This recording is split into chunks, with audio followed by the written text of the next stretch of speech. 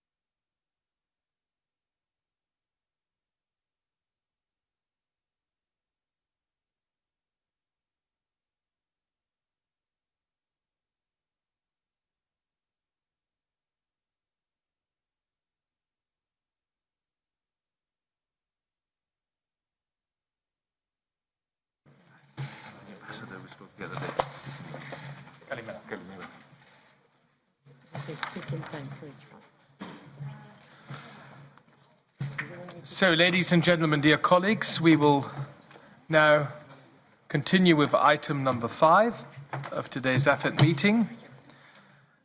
It's a pleasure for me to welcome Mr. Miltiadis Varvitsiotis, the alternate Minister of Foreign Affairs for European Affairs of Greece, to our committee today. Kalimera. Kalimera.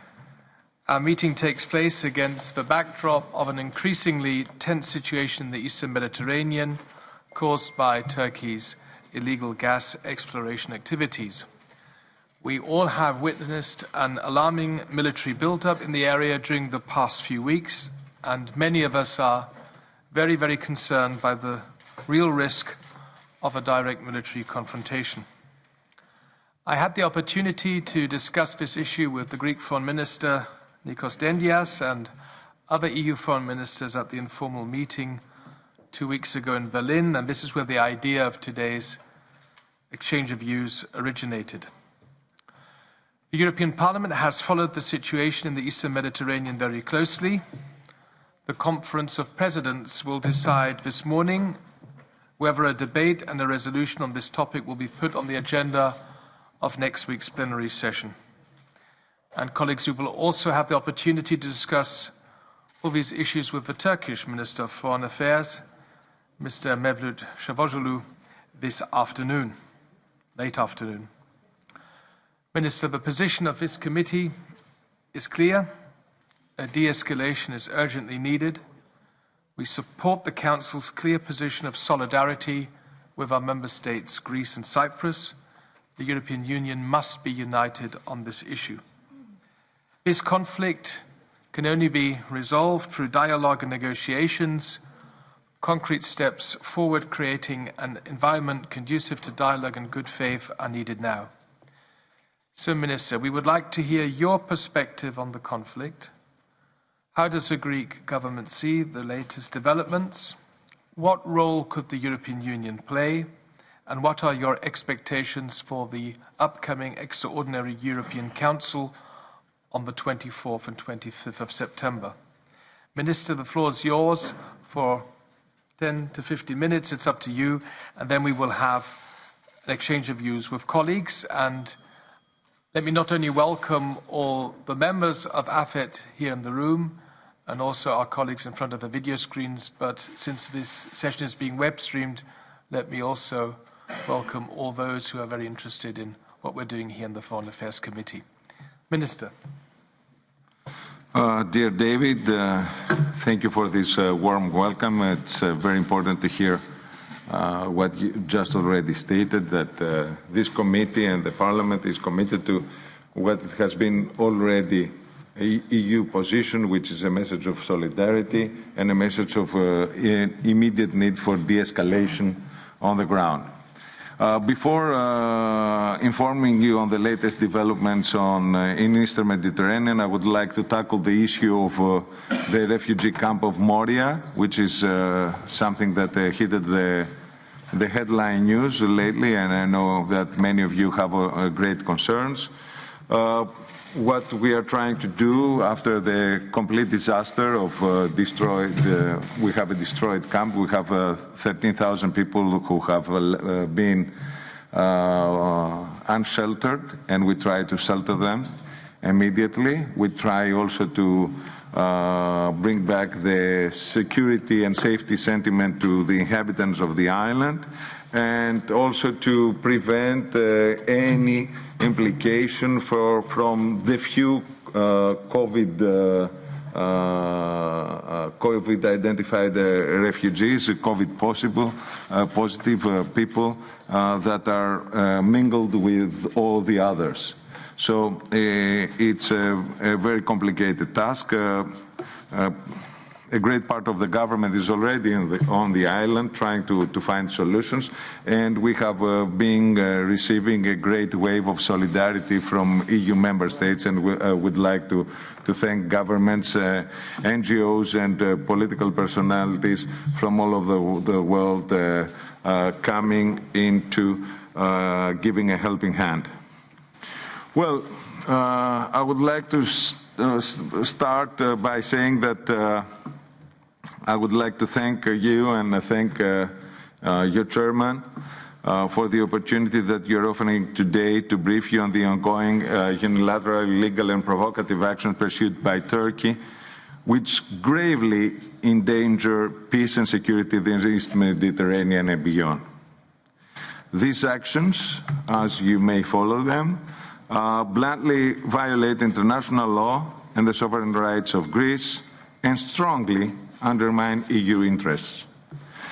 Let me first state that the ongoing crisis on the Eastern Mediterranean is not just another chapter in the turbulent Greek-Turkish relations, but they constitute by themselves a grave threat to our common security architecture. Since 2018, Turkey is performing illegal drilling activities in the maritime zones belonging to the Republic of Cyprus and continues to violate the Greek airspace and maritime zone. Last November, it signed the infamous MOU with Tripoli, an unlawful delimitation of maritime zones in the Eastern Mediterranean, neglecting the existence of Greek islands like Crete and Rhodes, despite the obvious fact that Turkey and Libya do not share common borders by any strand of imagination. Since then, Turkey's illegal acts and provocation escalating, leading to the inhuman instrumentalization of migrants and refugees last March at the borderline of Evros, where they openly encourage these people to cross into EU territory. This attempt was prevented by Greek and EU forces, and I would like to pay a tribute also to the President of the European Parliament, Mr. Sassoli, who together with the other heads of the EU institutions immediately went to the Greek-Turkish border in a highly appreciated token of tangible solidarity. This summer, Turkey decided to further escalate its aggressive behavior by actively disputing the sovereign rights of Greece. Not only Greece, but also Cyprus. Sometimes we kept forgetting that Turkey is constantly violating the sovereign rights of Cyprus because we have already been accustomed from this attitude. This aggression was also directed to anyone challenging its provocative actions and behavior. Let me remind you what happened last June against a French military vessel operating in the framework of the NATO Operation Sea Garden in the central Mediterranean that has been locked by a Turkish frigate. Since July 21st, Turkey has issued successive NATEX reserving areas within the Greek continental shelf. Even though we engaged in an informal dialogue under Germany's good auspices, Turkey decided to withdraw, using as a pretext the Maritime Zones Delimitation Agreement that Greece signed with Egypt after 15 years of negotiations. As a response, it dispatched its research vessels, Oruç Reis, escorted by a number, more than a dozen, military ships in the area, an area that's falling within the Greek continental shelf, further escalating the tensions. Turkey so far has disregarded the repeated appeals by EU and others to refrain from this wholly counterproductive stance and to contribute to a climate conduct for a conducive dialogue.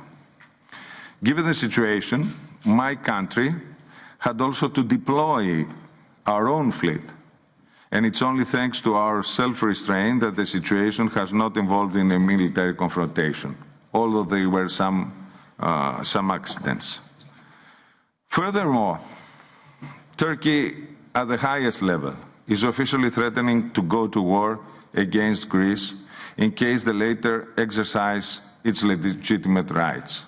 Moreover, it's systematically poisoning its own public opinion, distorting reality and cultivating hatred against its allies and neighbors, employing rhetoric that promote conflict.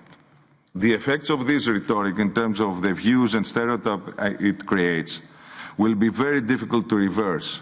At the same time, Turkey is spreading fake news that Greece refuses dialogue, insisting its maximalistic claims, as they say it, which is actually not very accurate, since the actual maximalistic claim comes from what I show you, which is the picture of the map of the blue country that actually occupies half of the Aegean Sea, including half of the Greek islands. The Turkish government is constantly using an insulting rhetoric directed both to my Prime Minister and other EU leaders, and tries to cultivate a nationalistic, populistic and Islamic front. And we should never forget that. To that end, it has also turned Hagia Sophia, a World Heritage and UNESCO protected site, into a mosque, setting an example of disregard of our values and principles. As I mentioned,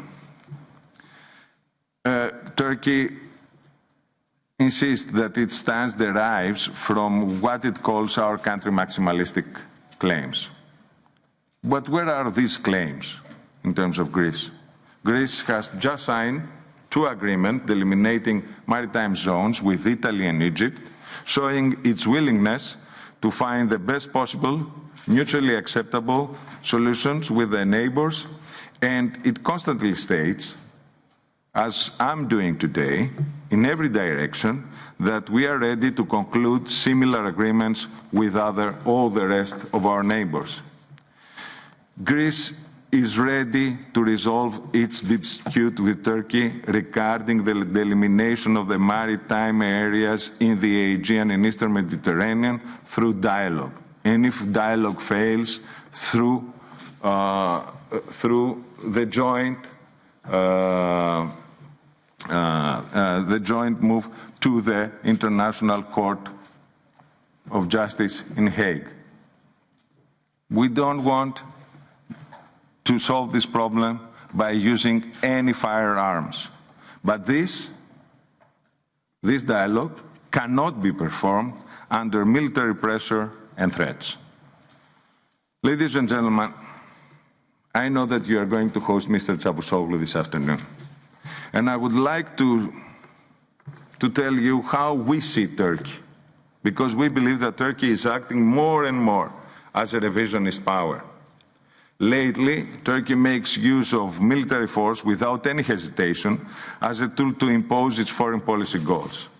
It has proven this in recent years with multiple military operations and occupations of territories in Syria and Iraq, while its military forces are also operating in Libya, regardless of Berlin Conference decisions. We must also not forget the presence of 30,000 Turkish troops in Cyprus, but also in a number of other countries like Qatar and Somalia.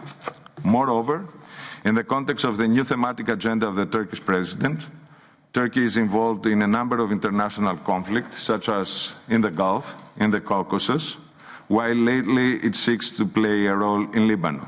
It supports Hamas as part of a wider agenda which includes working with extremist groups in Syria, arms and sends Syrian mercenaries to fight in Libya.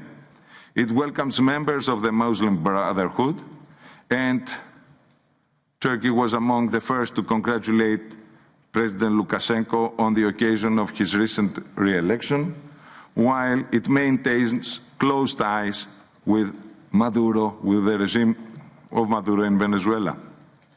It is therefore obvious that the geopolitical objectives of Turkey are no longer limited to the Greek-Turkish relationship or simply in the Eastern Mediterranean region. They demonstrate that Turkey is a major destabilizing factor in the wider area.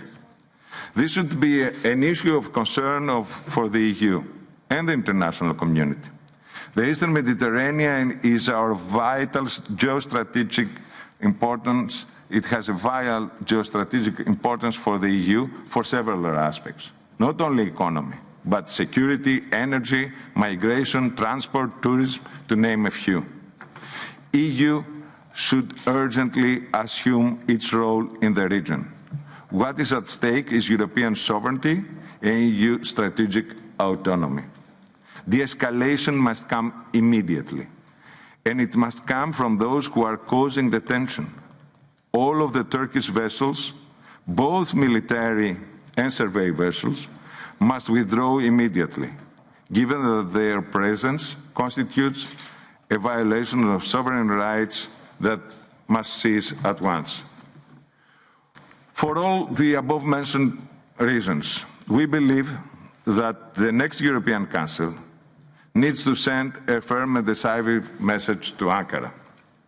While we remain attached to the concept of a constructive and cooperative partnership with Turkey, and we want to see Turkey to amend its way, to put an immediate end to its threats, the military posturing and provocations, and engage in a good faith dialogue aiming at the peaceful resolution of its disputes. Greece can play two roles. As Mr. Mitsotakis, our Prime Minister, said in an article published today that we are going to distribute later to you. Greece can be a bridge builder for the strengthening of EU-Turkish relations, or can be an obstacle to that. But if Turkey decides to continue its present course, there can be no alternative but to adopt smart and effective measures against Turkey. We must send a clear message through sanctions. EU is determined to safeguard security in its immediate neighborhood of the Eastern Mediterranean, and there is no room for provocative and illegal actions and behavior. We must not forget that other countries as well are also waiting to see how we will collectively react to the current situation. There can be no substitute choice if we want to be perceived and treated as a credible global player, truly advocating a rules-based international order. The European Parliament is a guardian of our values and principles, and we count on your support in the hope that common sense will finally prevail in Ankara, in the hope that we may look at the future of working together in peace and partnership. Thank you, Chairman.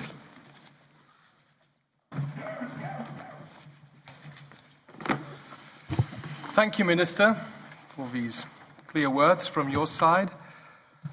Before I give the floor to colleagues, let me first of all welcome from the Greek Permanent Representation to the European Union, Ambassador Ioannis Vrailas. Thanks also for organizing this event. I will now give the floor to colleagues, and we begin with Mr. Antonio Lopez Istúriz for the EPP, 2 minutes. Thank you, President. Señor Ministro. Minister, thank you very much for being with us during these trying and difficult times. Let me express my sadness for the tragedy that occurred in Moria.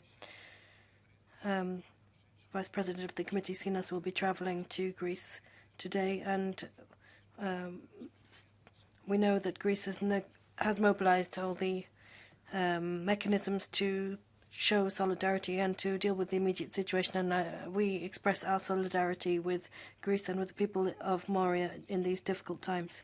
Now, I also express solidarity with Cyprus in the face of aggression from Turkey, which represents a clear threat to stability in the region. Now, we also believe that the frontier and the border with Greece is a European border, and we will defend that border. Now, we know what's going on in the Eastern Mediterranean. It's not a contradiction of legitimate positions. It's not a dispute along those lines. There is clear provocation. It's a clear threat and a violation of international law, while Turkey is fraternizing with extremist groups, Hamas and other forces. So let's not fall for the narrative that's being touted by Turkey. There's a clear position, a right one and a wrong one, and it's as simple as that. Minister, to come to my question, do you not believe that the time is ripe now for sanctions to be agreed upon, which is the only language that the regime will understand, and that the European Union should not shy away from speaking now? Thank you. Thank you, Antonio Lopez Istúriz. For the S&D Group, Nikos Androulakis. Parakalo. I would like to welcome the Minister to our committee. What you have said is very, very important. We're talking about a country which has illegally invaded Syria. It also tramples on the rights of citizens of the European Union and is involved in the civil war in Libya. There's also the issue, very painful issue, of its behaviour regarding migration, and continues to provoke with its behaviour, and also the episode with Hagia Sophia. Now, the sanctions which are being proposed might not help the difficult situation we are in today. It might actually do him a favour, because when the discussions were held about Syria, the Council, European Council, spoke about an embargo of weapons. Why can't we therefore do the same today when it is actually violating the territorial waters of a European country? Next week, we, the Socialist Group, are going to be tabling amendments which will set out the fact that the High Representative has to take into consideration a weapons embargo against Turkey, because Greek citizens should not be in a state of fear that weapons are going to be used against us. This is terrible, and it must stop. So this is something that will have to be debated, as well as our new relations with Turkey within the EU. What is that relationship going to be? We have to have an ongoing and immediate dialogue so that this relationship takes into consideration all these aspects and all these violations of human rights. Thank you. Thank you. For a new group, Nathalie Loiseau. Merci. Monsieur le Ministre, trop souvent. Thank you very much indeed. Too often, Europe has failed when it came to showing solidarity with Greece. In the debt crisis, it was too little too late. In the migration crisis, Greece was left to fend for itself, and Europe closed its eyes when it came to the disaster unfolding in Lesbos until things went up in flames. Now, we see a clear, direct threat when it comes to security, our security, with these threats on Cyprus and Greece. And I think it's right that Europe should show solidarity to Greece in these times. For too long now, Turkey's been pursuing a fait accompli policy, violating international law, multiplying provocations and threats, which are felt across Europe. Today, I feel uneasy. I feel uneasy about the fact that we will be receiving the Turkish minister on the very same day. Now, some wish to speak the victim and the perpetrator in equal ways, which is not the right approach under the current circumstances. Greece is a member of the European Union. Its borders are our borders. It shares our democratic values and the rule of law. It is not responsible for any kind of provocation vis-à-vis Ankara and states its openness for negotiations time and again. You cannot negotiate when you're brought to your knees, when you are suffering constant aggression and threats. And Europe cannot negotiate alone. I'm very happy that the Med7 countries are willing to engage, but this cannot be something that concerns only 7 member states. This Mediterranean Sea is our common sea, and we should join in this common cause with Greece. Thank you. Thank you. For the ID group, Mr. Mariani.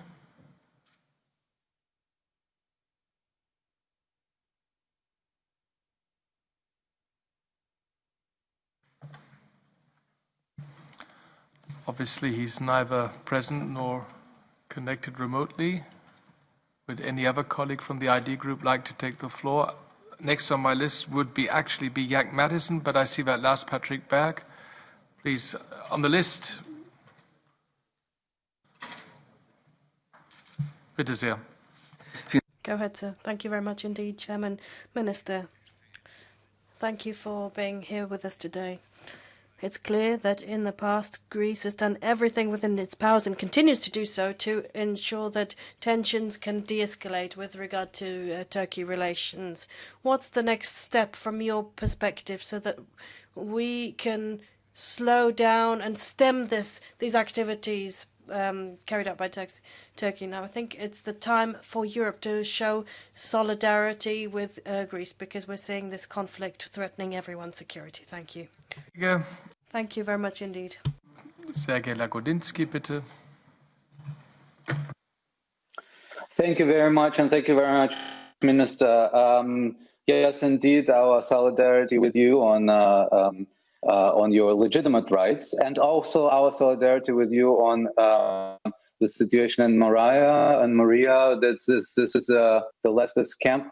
And I would say that the real European solidarity is not just about weapons, it is also about our common migrant policies. This is where the solidarity should be shown.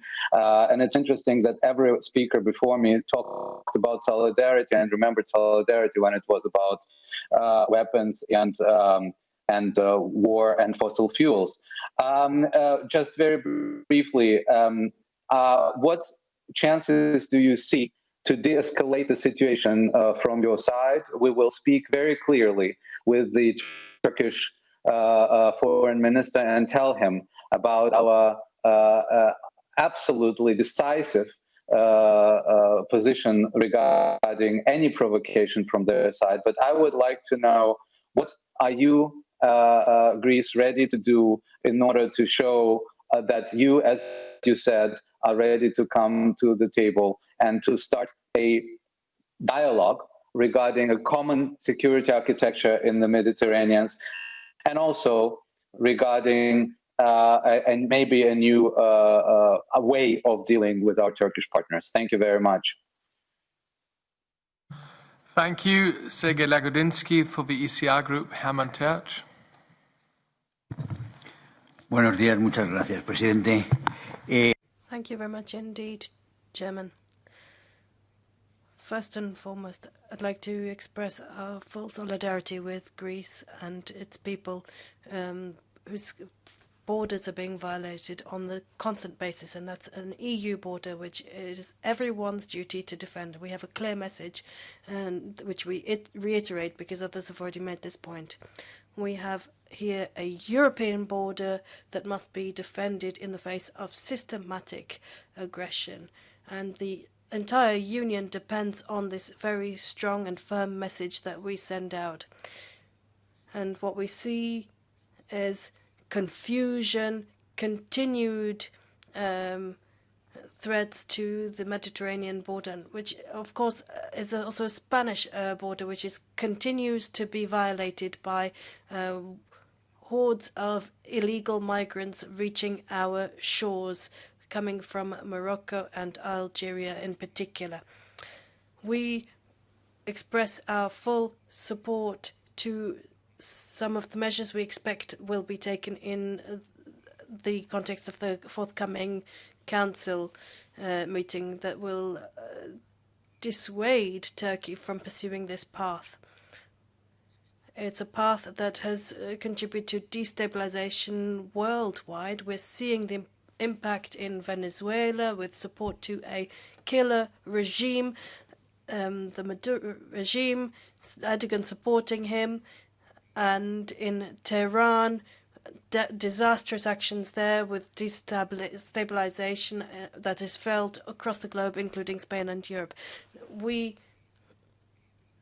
cannot, we have to take a firm stance with regard to an ally of Tehran and Maduro. So a firm, strong message vis-à-vis Erdogan is something that we very much need, and it's in Greece's interest, but in Europe's wider interest as well. Thank you, Hermann Tertsch. For the GUI Group, Stelios Kologlou.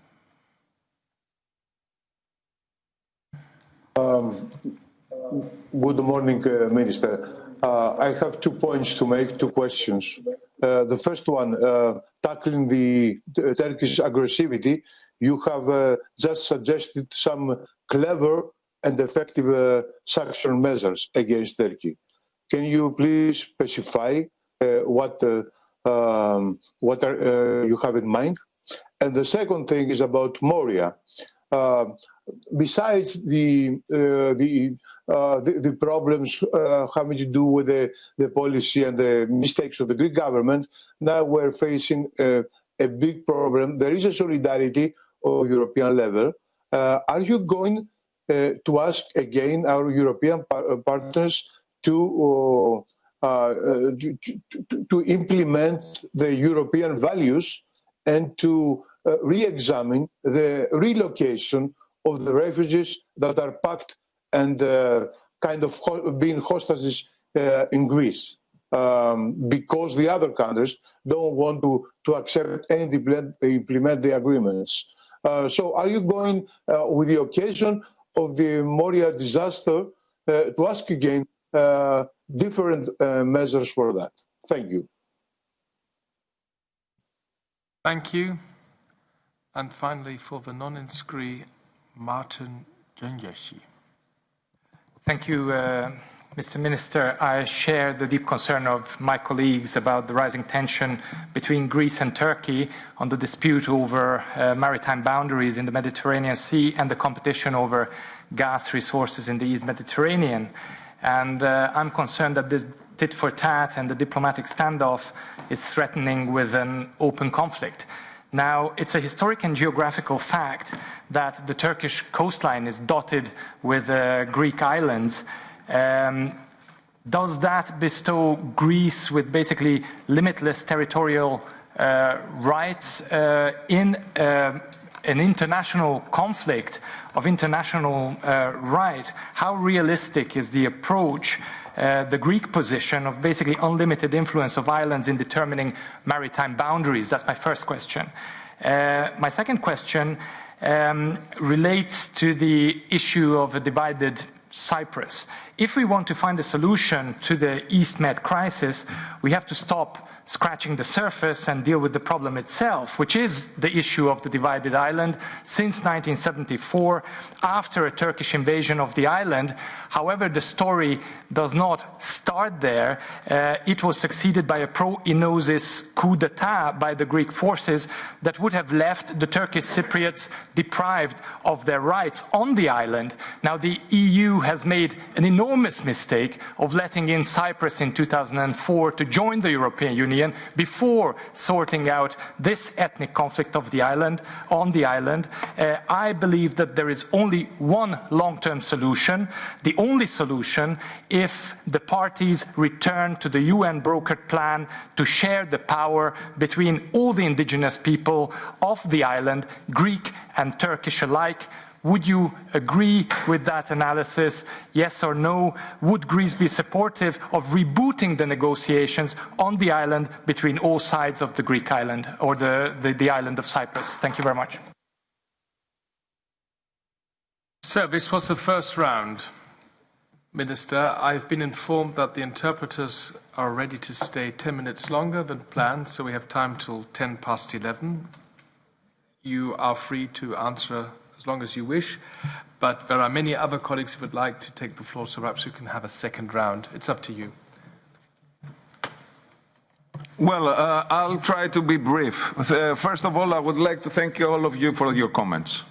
And I think it would be very important that Mr. Çavuşoğlu would hear the voice coming from the parties of the European Parliament, that all condemn a certain behavior which is aggressive, it's illegal, and jeopardize the security architecture. And it's a very important message to come from all the parts of the European Parliament, this message in one voice with a few exceptions. The second thing that I wanted to tell you is here we don't have two options only. Either we put sanctions or we don't put sanctions on Turkey. What we have ahead of us is a great dilemma on how to deal with an important economic partner, a candidate member, a country that has made in the past, at least, several steps towards Europe, now has stopped acting as a candidate member anymore by introducing internally legislation that would be unacceptable at the European country, and in the same time jeopardizes the stability and the security and the status quo. So we have to decide what kind of relationship we need to have with Turkey. And I think that President Macron and others, and President Michel, talked about a stick and a carrot. We have to offer, but in the same time, we have to set this clear message that I talked about before, that we are not here to play, and we are not here to water our values and to let room for behaviors that are unacceptable within our values. So the message coming from the European Council in a few weeks has to be, listen, you have a limited time to refrain from all the threats, to withdraw all the military forces, to go back to the table of discussion and dialogue, and we can work out a peaceful solution, not only for the Eastern Mediterranean and the delimitation of the maritime zones, as Greece is willing to do so, but also the other issues that are being stalled all these years in the EU-Turkey relations, or the other side is that EU becomes strong and shows its teeth and says that we are not going to tolerate and we are going to exclude you from our common house by putting you sanctions. Sanctions that are not directed to the people of Turkey that they don't have to pay, but are directed in order to make people of Turkey push their government to change in course. I personally believe that sanctions is a very delicate tool. And sometimes we have used them in a way that didn't bring any result. And we have to reconsider the way that we are putting these sanctions. Therefore, I think that the sanctions should be directed in order to put heavy pressure to the Turkish government to alter its course. Because I don't believe that Turkish people are belligerent people, and they don't want to be part of our European Union. And they want to get into war or a never-ending dispute with Greece or with Cyprus. I believe the opposite. And the polls coming from Turkey show that there isn't a rising support to President Erdogan because of his high-stake rhetoric and his attitude. The opposite. So the sanctions should put this pressure, and they should be severe. For a limited time, but severe, in order to send a message that Europe is here to negotiate, but also it's here to defend its values. Well, if I may, one point add about Moria, because I've heard some things. There is a big discussion both in the Council and in the Parliament about how we are dealing with the immigration issue. It's true that Greece has been left alone to deal with thousands of people coming in our country. Lately, we have applied a policy of strict control of the borders with the help of European forces. And this policy has worked. I think it's important to see the new agenda on migration, to see it with an open spirit, and to see how to use what is the force and the power of the European Union in order to make three things. First of all, to give shelter to those who have to be sheltered in Europe, and these are the asylum seekers. Second is to block illegal migrants from coming in. And third is to find a way of how to repatriate these people who are deadlocked in the hotspots back to their homes if they are not granted asylum. And it has to be a mechanism that it will be a mechanism that will work, because some parts of our legal system, they don't really bring a result. They just postpone the decision-making process, which is lasting forever, and definitely also to send a message to the islands, the Greek islands and the other parts of Europe that they host hotspots, that these are people, these European citizens, are not doomed to live in the borders of European Union. They shouldn't live with a problem constantly, and they shouldn't tolerate behaviors that are not accepted. So I think we should work in a spirit of changing our architecture and sending out clear messages. Thank you.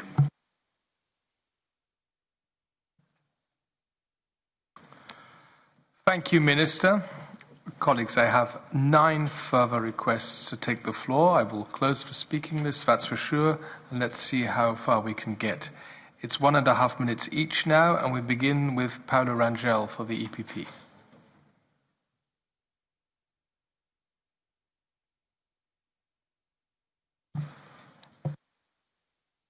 Please press the speak button, sir.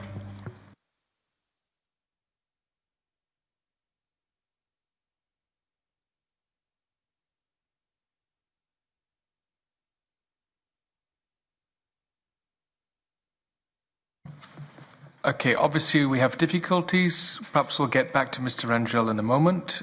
Then we move to the S&D speaker, Dietmar Köster, 1.5 minutes. Dankeschön, Herr Vorsitzender. Vielen Dank, Herr. Thank you very much, Chairman.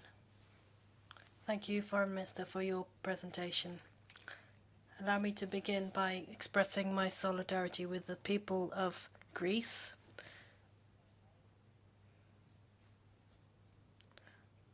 With regard to the conflict with Turkey, you are facing belligerent threats which are unacceptable.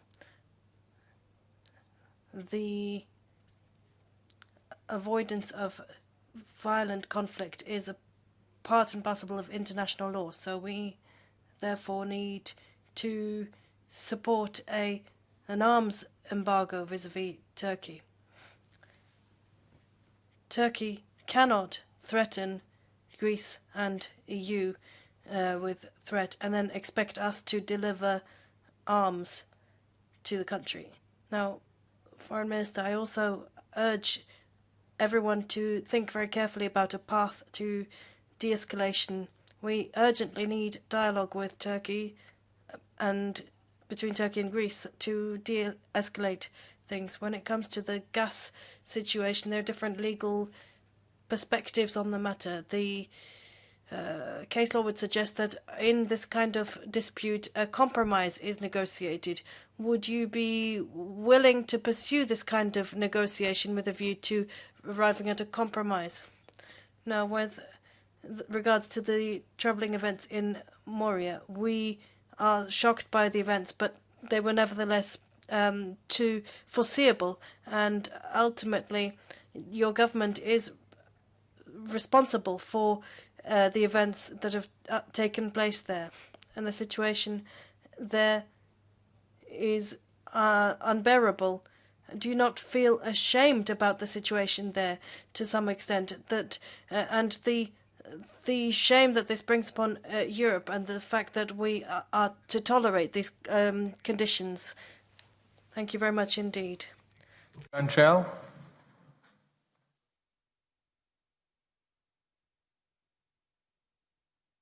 Okay, that's not the case. Then we come to the Renew Group, Bernhard Getter. Monsieur le ministre, je ne vais pas revenir sur les expressions. Mr. Minister, I won't be coming back on any expressions of solidarity that you've been presented by almost all of my colleagues.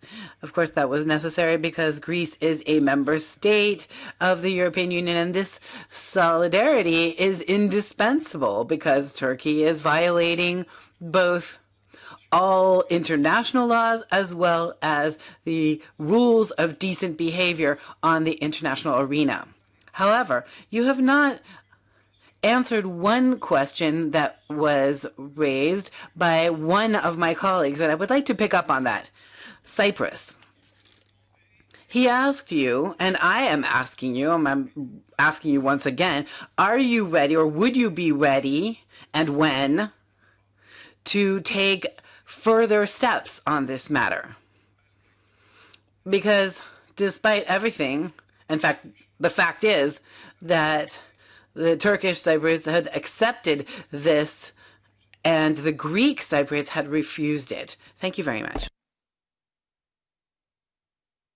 Merci bien. For the EPP, Manolis Kefalogiannis. Thank you, President. 3 questions.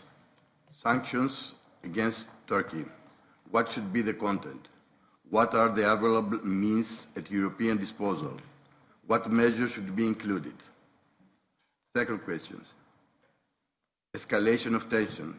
Your estimation on the eventuality that might even lead to a war incident. Third, Castellorizo Island. Turkish naval exercise in a distance close to 6 nautical miles in the hard core of Greece's sovereignty. How do you comment on that? Dear colleagues, in accordance with international law, Greece has the indispensable right on 12 miles of territory sea limits under Article 3, Law of the Sea. But Turkey, since 1996, declared casus belli, state of war, if Greece extends its territorial sea limits in 12 miles. By pointing a gun on Greece and Cyprus' head, Turkey is requesting dialogue. This is not the case for the European Union. Thank you.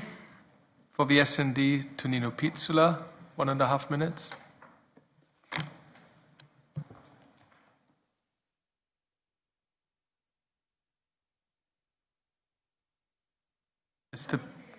Mr. Pizzula is not connected. Then we move on to Jack Madison from the ID Group.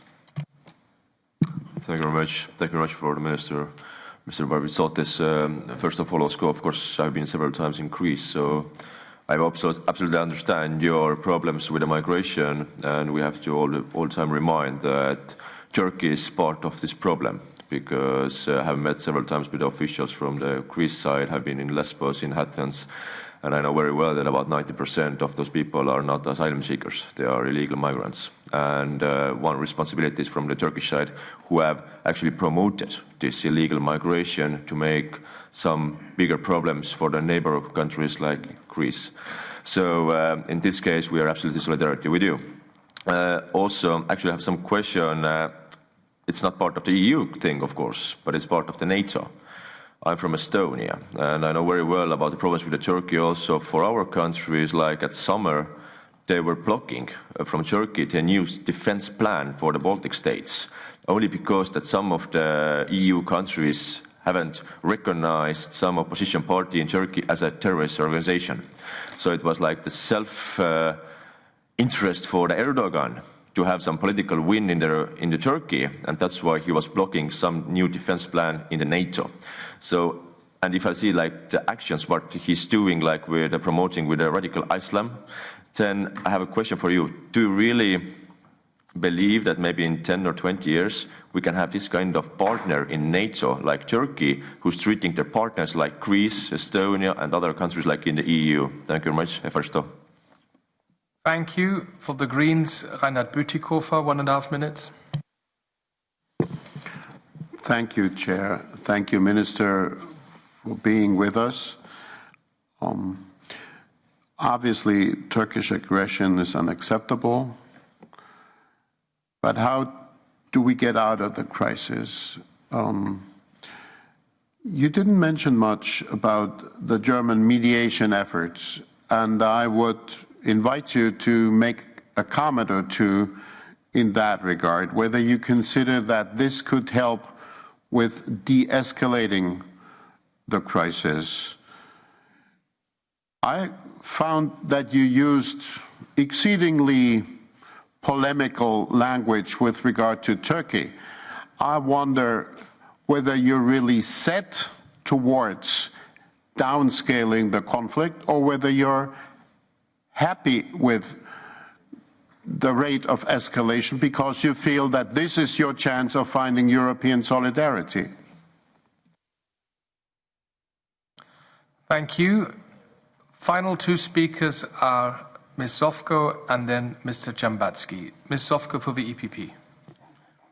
Thank you very much, and thank you, Minister, for the document that you have sent us previous to these meetings that outlines the Erdogan's intention and his long-term determination and the plan that he's executing at the moment. My view on this issue is that we are going into a very deep water at this moment because Erdogan will not step back. European Union is scared to confront him because of these refugees that he's threatening us with migration, and I fully solidarize with Greece in what you are going through at this moment, and my deep condolences what happened on the island of Lesbos and what happened with unfortunate incident that took lives of many refugees that were instrumentalized by Erdogan to seek for a safe haven in European Union. So what are the sanctions really that can hurt Erdogan and stop him, but not to get him so popular in Turkey, because this plan has been going on since 2013. Since I remember, he outlined all his actions, and now he's executing them, and we are really losing in front of our voters on all the fields. We are not able to protect our external borders, and that's shameful. And my solidarity goes to all Greek people and Cypriot people. And the last question is, sorry, about Cyprus. I don't think that Kofi Annan plan was leading anywhere. Thank you. Thank you. And Mr. Jambatsky for the ECR.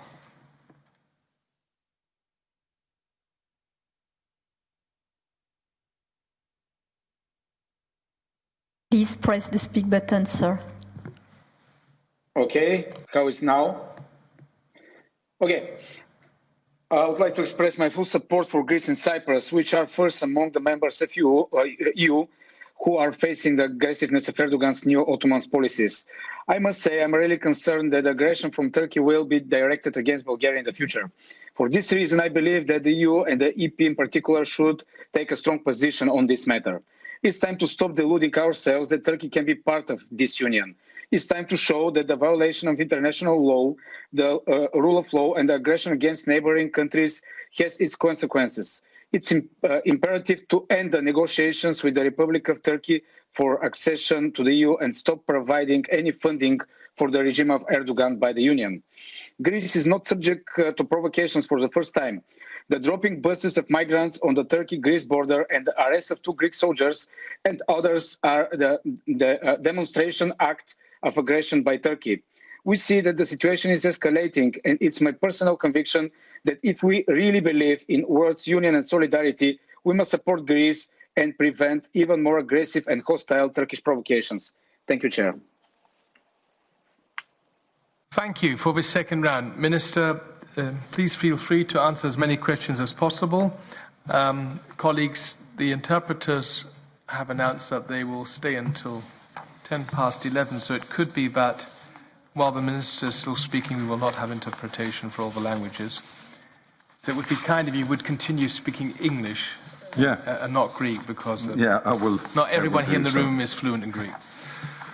Well, let me start by announcing something that it has been already circulated. And this is I have circulated, we have sent you in your emails a timeline of events of the last few months. And we have sent you also an extract of President Erdogan's and other officials' quotes from his speeches in the last few weeks and months that show that the belligerent language, the constant threats, the constant cultivation of this rhetoric of hate is ever present in his public speaking.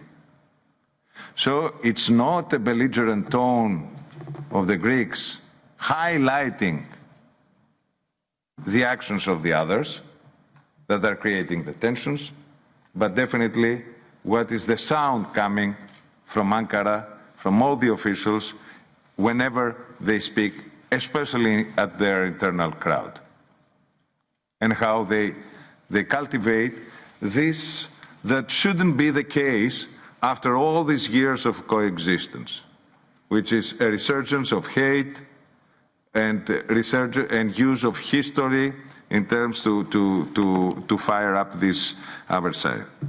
Let me say that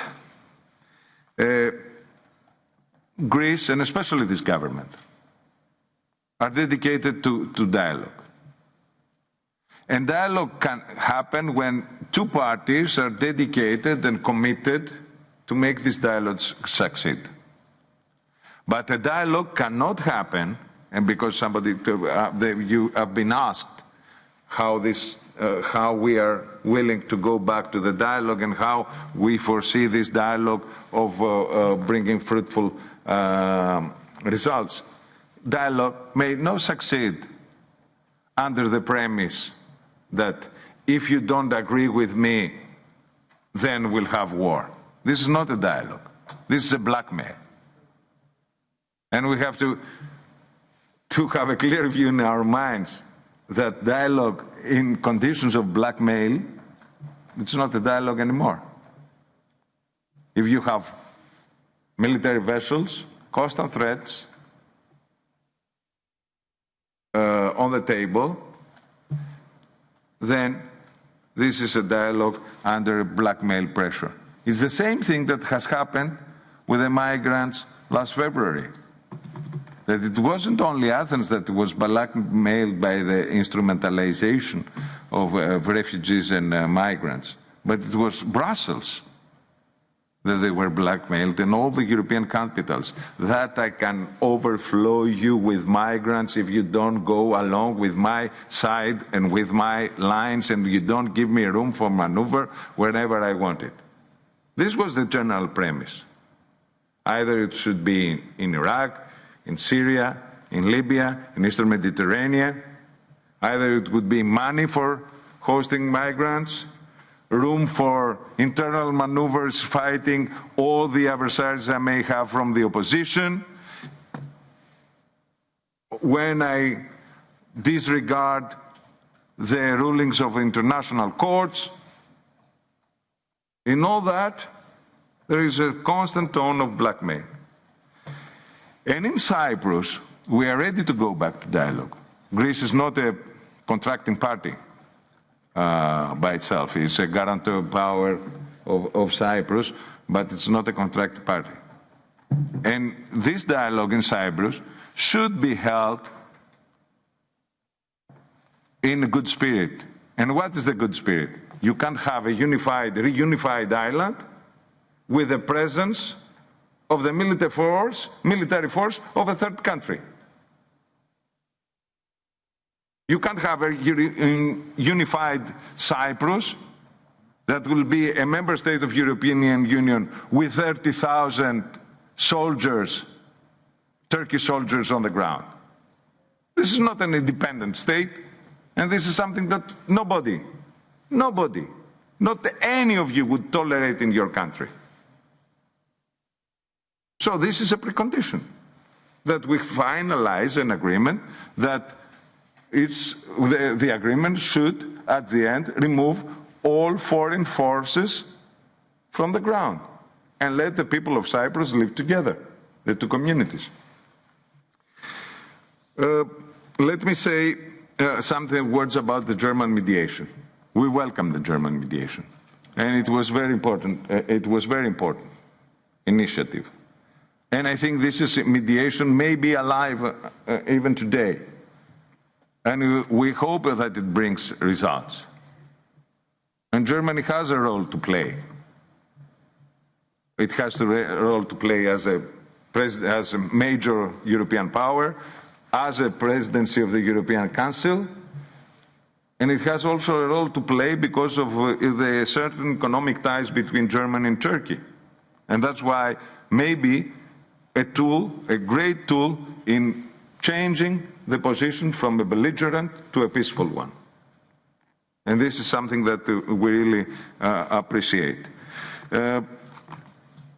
Let me say a few words about whether we seek or we don't seek European solidarity. Yes, we seek European solidarity. But at the end of the day, we know that when there is the chance, we are going to defend ourselves, even alone.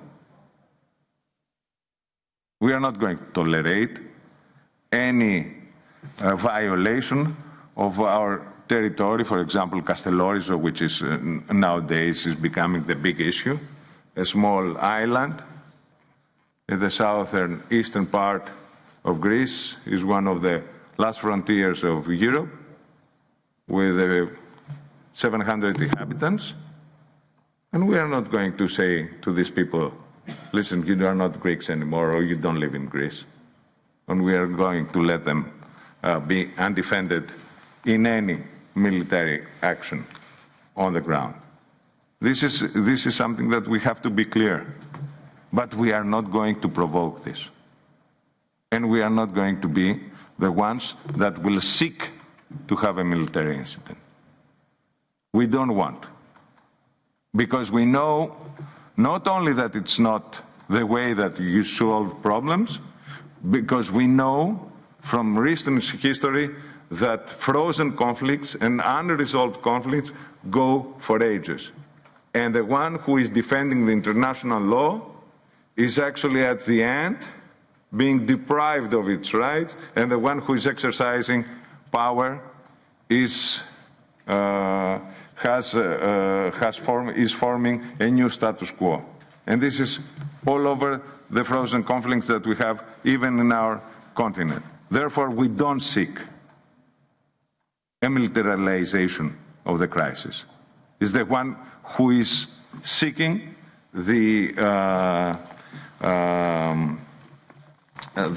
change of the status quo, the one who is seeking to provoke a military incident in order to intervene. And that's why we ask our military people, our armed forces, to restrain themselves. Well, Chairman, thank you very much for your ambient time in listening to me.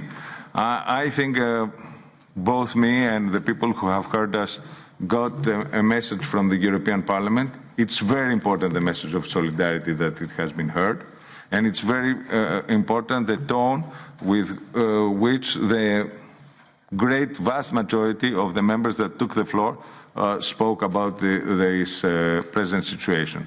I hope that the governments also and the European Commission would listen to your voices in order to have one common voice.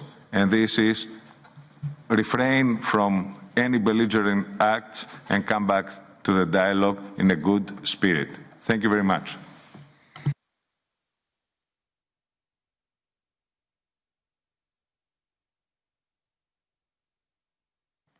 Colleagues, thank you for your contributions and your questions. And Minister, thank you for coming today.